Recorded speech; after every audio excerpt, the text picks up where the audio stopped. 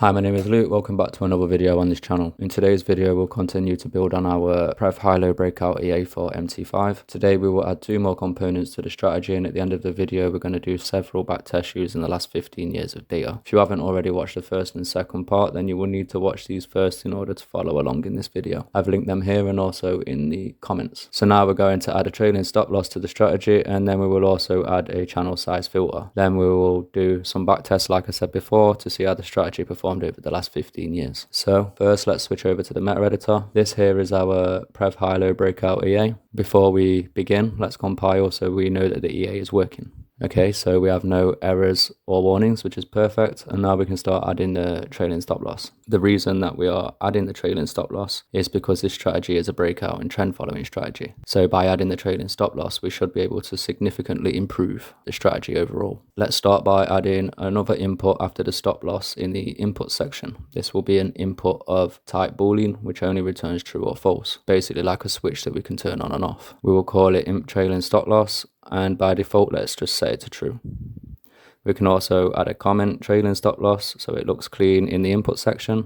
Let's now compile, and that's it for the inputs. Now let's go down to the very bottom of the code and write the actual function for this trailing stop loss. So to save time, I will just copy and paste this function from one of my personal EAs. I won't go too much into it as it's not related to this video, but let me quickly show you a 15-year test for this EA. So my personal EA is called the Stop Hunter Pro. This is the equity graph using 100% quality data. I currently sell this EA privately for $250. And this is a one-time payment for lifetime use. You get a lifetime license with it. It averages 5.6% per month over the last 15 years. And if you are interested in this EA, I have left a link in the comments where you can get your copy with a lifetime license. Okay, so now let's get back to the video. If I go too fast, then please feel free to just pause the video. So first of all, we need to add a parameter to the function of type double, and then we can call this parameter stop loss distance. So we do this because we already used the normal imp stop loss from the inputs. Next, we can delete this if statement as we want to use this in the onTick function later to check if the trailing stop loss is set to true. Now we get the total number of positions and then we loop through them all. We then get the position ticket.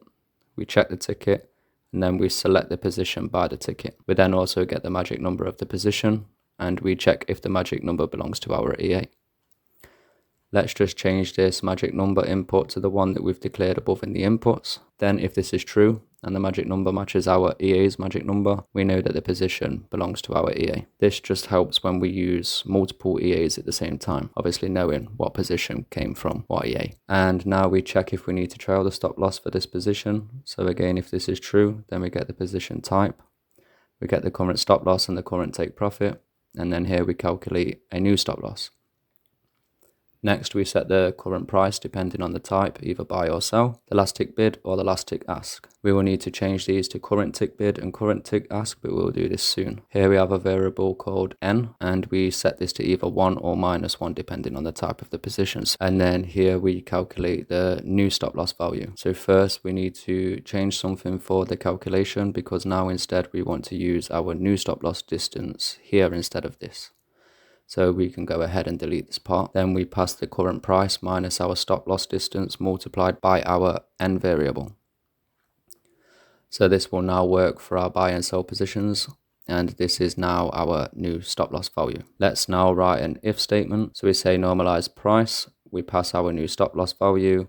And if this function fails, then we just want to return. In the next if statement, we just check if the new stop loss value is closer to the current price than our existing stop loss. We don't need to edit anything here. So next we have the check for stop level. Again, we don't need to change anything. And then finally, we modify the position with our new stop loss, the ticket, and our current take profit. Then if this function fails, we also print a message here, failed to modify position, and then we just want to return. That's now it for this update stop loss function. Let's now click compile. Okay, so we have two errors. This will be the last tick bid and the last tick ask. So just a quick tip, whenever you face errors, always fix the top error first. You can just double click on the top error message and it will take you to the line that has the error. Okay, so let's change these last ticks to current ticks and then let's compile again. And now we can see that we have no errors and no warnings. Let's now go to the onTick function so we can use our update stop loss function to trail our new stop loss. We will add it here above the calculate high-low values. We can add a comment, update the stop loss, and then we write a simple if statement to check if our input stop loss is greater than 0, and also if our input trailing stop loss is active. If this is true, then we want to call our update stop loss function. Then we need to set our new stop loss distance, and because our input stop loss is in points, we need to multiply this by the point value. This is so that we pass the absolute distance in price for the symbol. Let's now go ahead and compile again. And now we can go to the strategy tester and we can see if our update stop loss function is working correctly. We will set it to open price only mode as this is quicker. We will increase the stop loss value to 400 points just so that we have some room and we can see the trailing stop better. Obviously, if the stop loss is too close, then we will get stopped out too quickly and it will be harder to see if it's working properly. Let's press start and see what happens. Okay, so we have a short position here and we can see that the stop loss is trailing. Let's now wait for our buy position.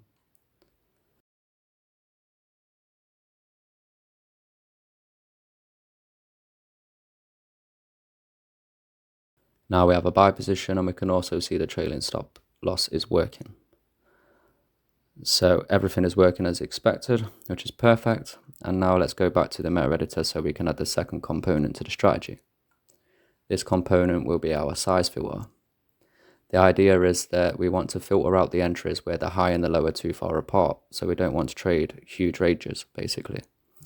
If we have a small range, it signifies that we are in a ranging market, and then when we break out of this range, we will be trading the breakout into a new trend, or hopefully we'll be trading the breakout into a new trend. So at the top of the input section below the index filter, we will add another input called imp size filter. This will be of type integer because it will be in points, and by default we can set this to 0. We can then add a comment, channel size filter in points, and 0 equals off, meaning that we don't want to use it. Let's now compile, and now let's go to the check inputs function. We now want to add another if statement for the size filter. We can just copy the index filter and paste it below. We then change it to imp size filter, and we say that the size filter should be below 0. We can delete the other half as it is allowed to be 0 for when we decide not to use it. We then also change the alert here to below 0, and now let's compile again. Now we can add the function for the size filter just like we did with the check index filter. So we can just copy the check index filter and paste it below. Let's change the name to check size filter. We don't need any parameters for this function. Okay, so first of all, we want to check if our input size filter variable is greater than 0. And also if our high minus low, which is the total size of our range, is greater than our input size filter multiplied by the point value. If this is true, then we want to return false because our size filter is active and our range size is too big. If it's not active, then we can return true as the channel will be small enough to trade. Let's now compile again. And now we can add this check size filter function in our onTick function. Let's go to the check for buy positions, and after the check index filter, we can just add another condition here where we check the size filter. So we say and check size filter. We then do the same for the sell positions. Before we test this in a visual test, we also want to change something in the draw object function. So in the draw object function where we set our color, after the check index filter, we add our check size filter. And now if this is false, the line will stay black, meaning no trades will be taken. We then also do the same for the low.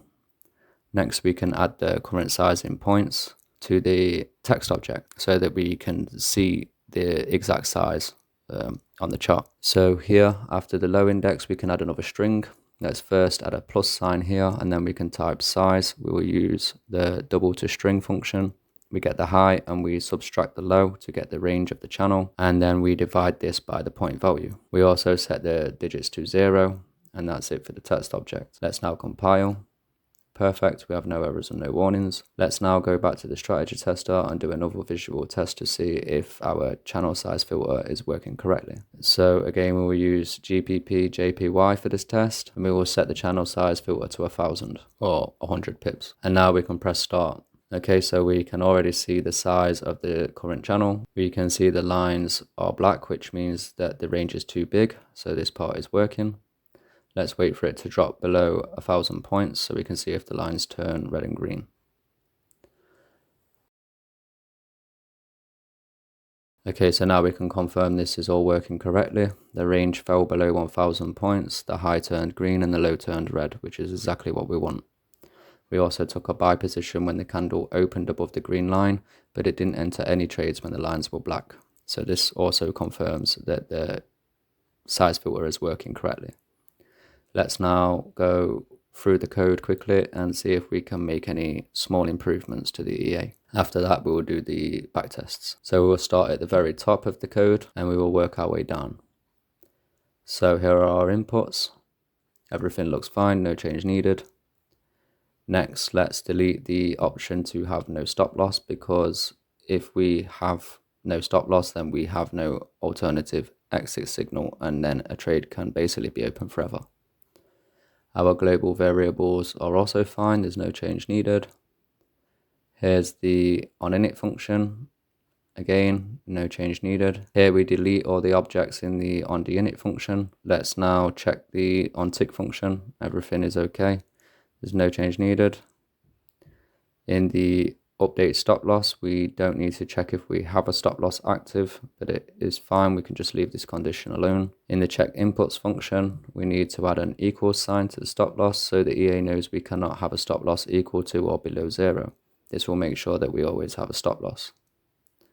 The check index filter, the check size filter, and the draw objects function can all stay the same. Actually, let's just cut this delete segment out of the index filter and place it outside of the if statement. We can paste it directly above the if statement and below the comment. The isNewBar function, the count open positions function, and the normalize price functions can all stay the same. For the close positions function, we don't actually need this anymore, so we can delete it. If you want to use this in another EA, then you can just copy and paste it into a new file or a document somewhere on your computer where you won't lose it. Or to keep it in this file so you know that it's safe, we can simply add a /* above the function and then a / below it.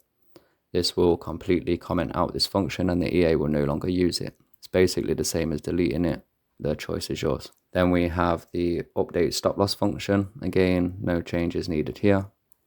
So now we can compile. Now let's switch back to the strategy tester and do some backtests. So first of all, what I want to show you is how to properly optimize your EAs. It's very easy to over-optimize and make the results unrealistic in a live trading environment. This is why you see huge returns with little to no loss on 100% win rates, etc. But then when you use them in a live market, it's almost reversed. Instead, you take big losses and the win rate is extremely poor. So first, we want to run a very simple optimization to see if our EA is even profitable at all with a specific combination of inputs. Okay, so I've selected GBPJPY, the pound against the yen, for the symbol. This is one of my custom symbols, and I have data starting from the 1st of January 2010 up until today. At the time of this video, that's the 20th of August 2025. So for the start date, I'll use the 1st of the 1st 2010, and we will test up until the end of 2020. So that's 11 years of history for this optimization. We can then use the last 4 years for a simple out of sample test. So I will select the 1 hour time frame. I will also use the open price only mode as it is quicker for testing, like I've said. We will use the slow complete algorithm for the optimization and the recovery factor. So now let's take a look at the inputs. So we don't need to test the magic number or the lot size, so they just stay as they are.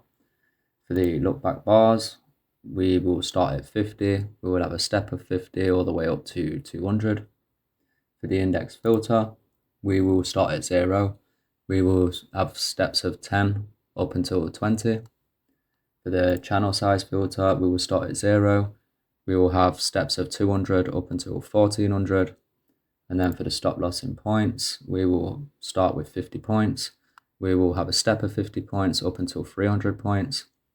For the trailing stop loss, we can only have true or false. So it will run a test without it, it will run a test with it.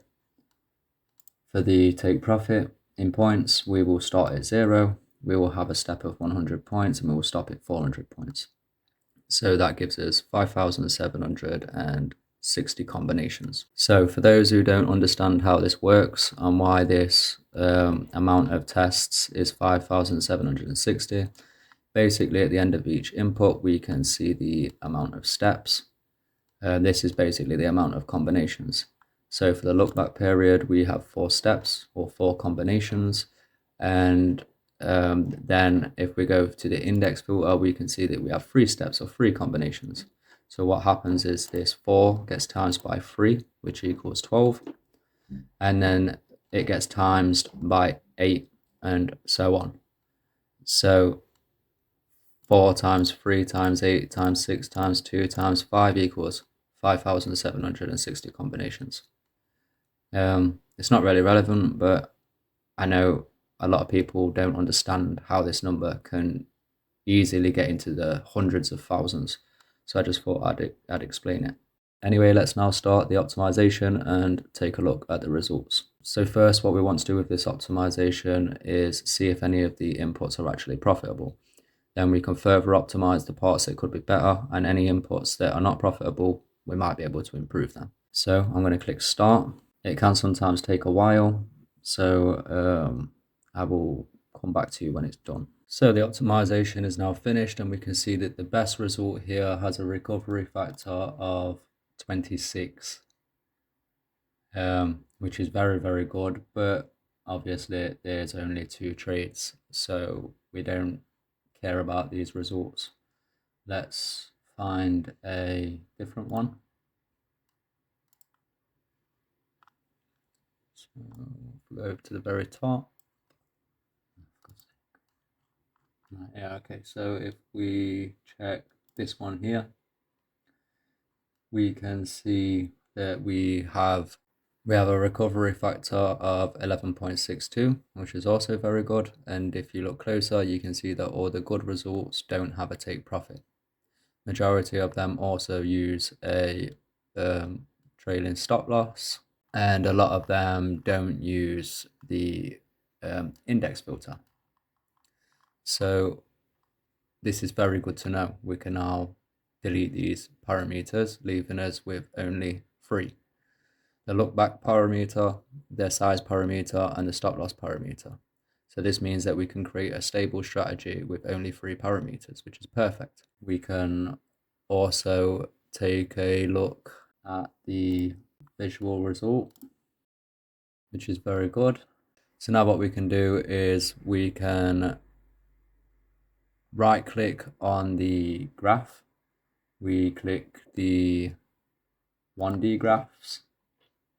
Let me just lower this. So we can see for the look back bars, an import of 100 seems to be pretty good. So I would say we can add this to the next optimization. This time let's start with 20. We will have a step of 20 and we can go all the way up to say 120. We do this because above 150 the results become very poor. So the next input to look at is the index filter.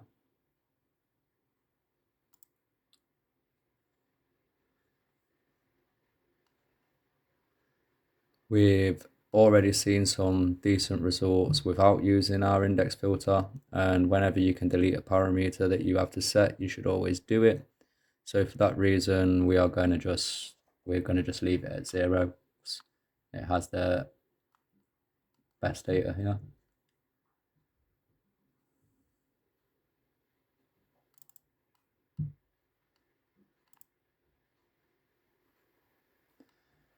For the channel size,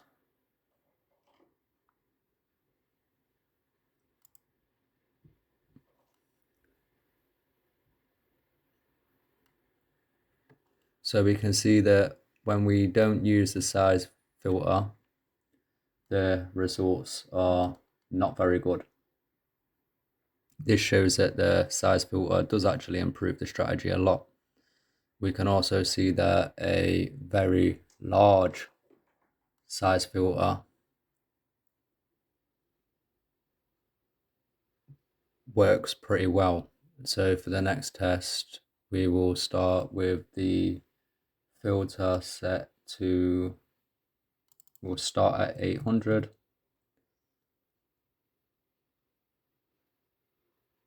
With a step of 100 all the way up to say 2000.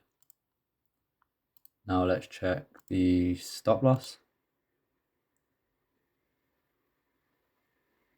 So the stop loss value doesn't really make a difference. I would probably say a bigger stop loss is better.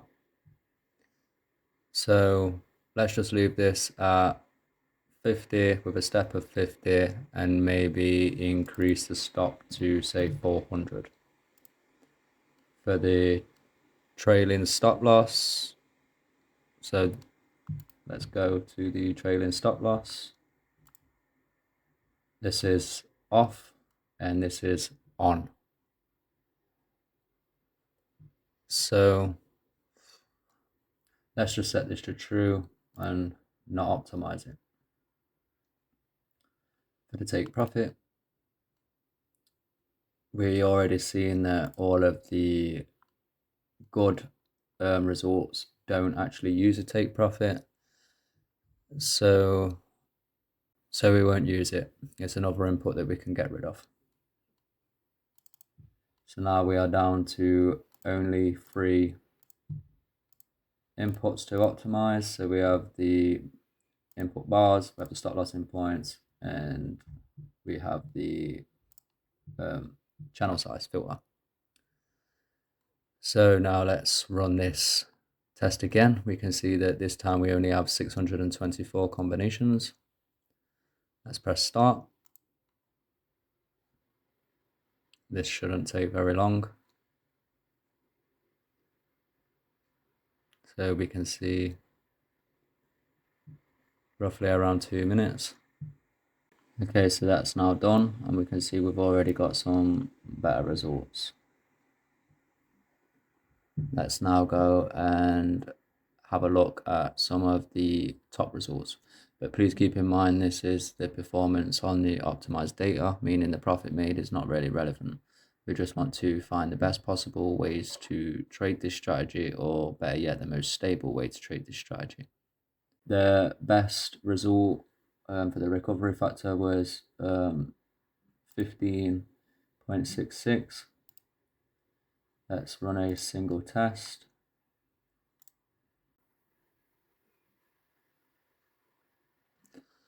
Okay, so keep in mind that this performance is on the optimized data, meaning that the profit made is not really relevant. We just want to find the best possible way to trade this strategy, or better yet, the most stable way to trade this strategy. So what we can do now is go to our settings tab. We can alter the end date to today, which is at the time of this video, 20th of August 2025. So let's run the same test again with the same inputs, and let's see how it performs after 2020.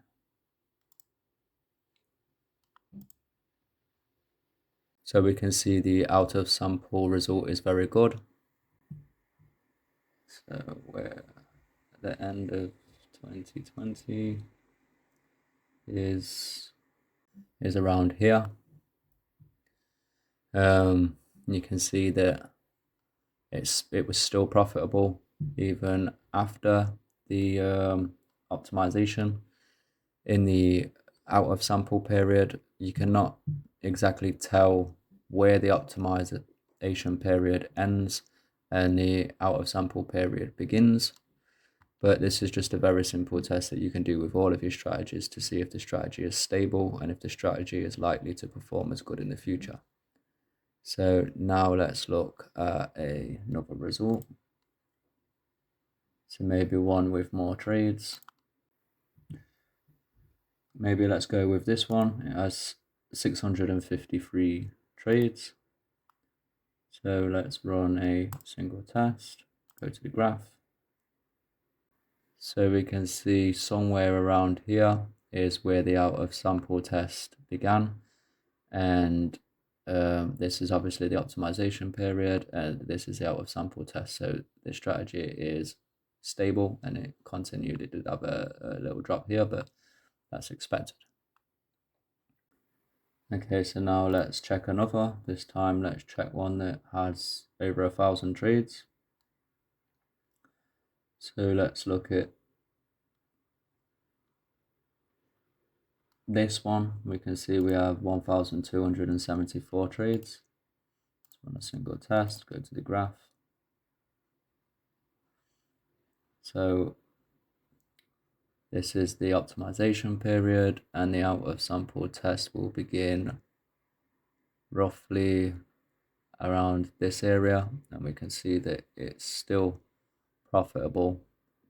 There was a little drop off here, but like I said, it is expected. If you look at the drop off here, and you look at the drop off here, and you look at the drop off here, you look at the drop off here, here, and here, that's I don't trust a straight curve going all the way up, as that just proves it's unstable to me. So I like to see this jagged equity curve that's like steps or a zigzag.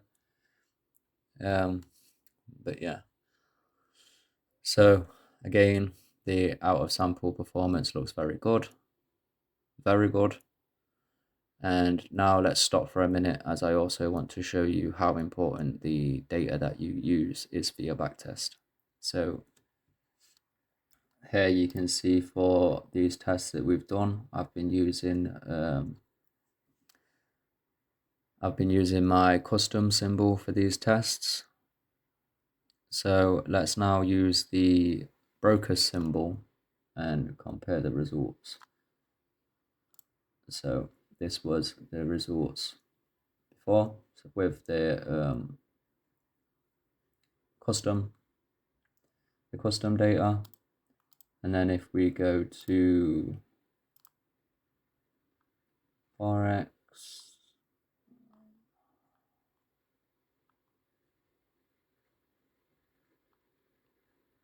GBPJPY, we leave everything the same. We go to the graph and we perform the same test again.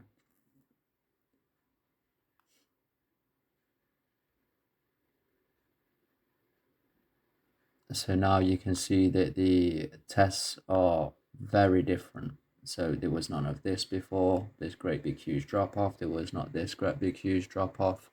The graph is completely different. Also, it made less at the end. The previous one made 51,000, I think it was. This one only did 20,000. So that shows you why you need good quality data. You can see that we got a completely different result using two different datas of the same type. So it's definitely important that you check your data and you also use good quality data when you're backtesting. There are a few companies that offer data for you to use. I use a site called Tick Data Suite for all my data and custom symbols, and you will get 100% accurate history quality, and you can also factor in swaps and commissions, etc. But yeah, that is it for this video. If you have enjoyed this, and if this video has helped you in any way, please leave a like and consider subscribing to the channel. If you have any questions or recommendations for ways that we can improve this strategy, please feel free to drop a comment, and I always try my best to respond to all comments as quickly as possible.